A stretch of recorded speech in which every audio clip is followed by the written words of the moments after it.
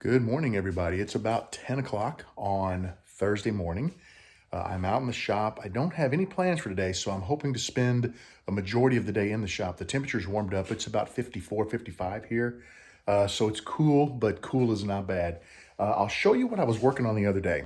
You can see I was making sections. Now, these are my rejects. What I'm doing is, and I'll show you in a minute, this is a good one in here, and I'll get it out at a later date and show it to you. It's just, I'm trying to keep the good ones in a good, safe place because I plan to make pens that I'll use them in. There's just a few extra pieces that I'm going to be using today to work with. Got some of my tools laid out that I've been using. Over here, I've got all of my instructions. I've got my instructions and I've got instructions from other people who have sent them to me. And I am combining them. I'm kind of taking each one and I'm looking at each step, finding the best method, the best drill bit, the best everything. And normally I have my computer here. I loaned it to my wife this morning for a few minutes. She's got something to do. It'll be out here shortly. I've got my file on here that has all of the information for the sections on it. So today, all I'm going to focus on is taking these rods and just making one after another, section, using my notes to, number one, it's all about practice and that technique, right? I want to get better and better and better at making sections. So we're going to make, I don't know how many, and then I've got some other blanks if we need them. But when I'm comfortable that I can make a section pretty efficiently and I have the best possible method, I'll move on to the body of a pen and start working on that. I don't expect to get to bodies today. The other thing about bodies that's going to make it kind of tough is I have a mandrel for sections, and in here I have several body mandrels, but they're all made of aluminum, and every one of them has a little bit of a bend in it because the aluminum flexes. So what I think I'm going to do is when I get to the body of making body pins, I think I'm going to make myself a new mandrel, but I'm going to make it out of stainless steel. In my mind, it's going to be difficult to make, but once it's made, it's not going to flex. It's going to last me for a very long time. So keep an eye out for those things. That's what I'm going to be working on here in the shop today and the next few times I'm out here because I do have videos booked out until mid-February. So I've got some time to spend perfecting my bespoke artisan kitless pens, and that's what we're going to be working on. I went ahead and made up some blanks. Instead of using the ones I had, I thought, well, let's go ahead and use some that will go with about any color pen, and we'll kind of save the other ones for unique situations where we need a red or whatever green section. So these are all a nice gray color. They are actually diamond cast, so this is going to be a great blank. What I did is I've been cutting 10 millimeter tenons on them. And when you cut a 10 millimeter tenon, I've learned that that is too small. You need to be larger than 10 millimeter to be able to thread it properly. So I need an 11 millimeter tenon. I don't have 11 millimeter, but I have this wrench. It's a cheapie I bought, and I've used the 1/4 inch as a tenoning tool. But I found if I set my calipers to 11 millimeters, look at that, 7/16 fits right in there. That's perfect. So this 7/16 inch wrench is about to head over to my grinding wheels, and we're going to grind this small end of it down, and we're going to make a nice tenoning tool that'll give us about an 11 millimeter tenon. And from there, we ought to be able to dial it right in and get the threads cut properly for these blanks. So let's see how it works.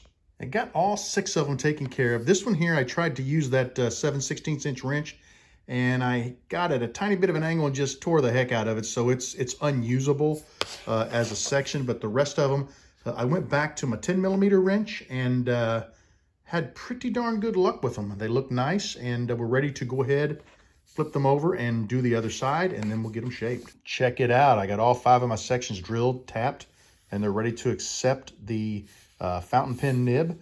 What I'm going to do now is get the mandrel on the lathe, and we're going to go ahead and start shaping them. I just finished all 5 of these sections. They look absolutely amazing. This gray is awesome because I can use this with just about any color blank. And sometimes you don't have a blank that's long enough to make the body cap and the section. So these will be handy in those situations. And they gave me a lot of practice and a lot of time to really refine my notes. And I'm very happy with where I am. And it's time to start thinking about making pen bodies. I'm working on the body blank. I've got M13.8 triple start threads on the outside, and the cap fits beautifully, my test cap. On the inside of the blank, I've got it tapped to M10.1, which fits the section perfectly. It's been tested. The depth has been tested, and I used I used this right here, this section with a converter to verify that everything fits nicely, and it certainly does. This particular section has a very long tenon on it. I normally don't make them that long. Let me grab a cap. This is one of the first ones I did, and I always use it for testing. So we can slide a cap right on here, thread that in. I've got a nice tight fit right up against the blank, and we're ready to shape this body blank. Here's a quick peek at the body I just finished. I went ahead and slid one of the sections I made in there. Looks pretty darn good. It looks pretty good with it. The gray goes with about anything. I used the magic juice on this this pin body. That's something that was given to me by Mike Harden, and it's the first time I really tried it. Did a nice job. I'm kind of like how it worked. It looks good. A little bit sloppy. It said to run it at about 2,800 RPMs, so I had to be careful how much I put on the rag because it kind of threw it a little bit. So you want to watch out for that. But yeah, all in all, I think that looks pretty nice. I'll make a few more bodies, and then I'll start looking at making some caps. Well, I think that's going to be about it for me. I made a lot of progress today. Turned 5 sections, turned a body, got all the notes on the body. I went ahead and grabbed another wild blank. That's just a cutoff that I have. These are what I'm using. And I'm going to go ahead and turn a body using my notes, probably tomorrow, I hope, and just walk through step by step. Check all of the measurements for the length, the depth, the bit sizes. Just double check everything like I did on the section blank, or the section notes.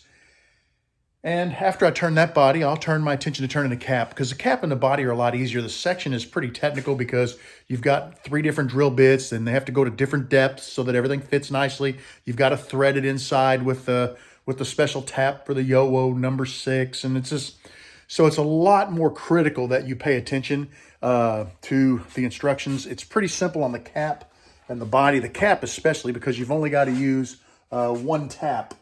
So, you know, that's not too bad. So I'll work on that hopefully tomorrow, and we'll see how it goes. I don't know. I'll start making some of these pins, maybe do a video on them or something in the future.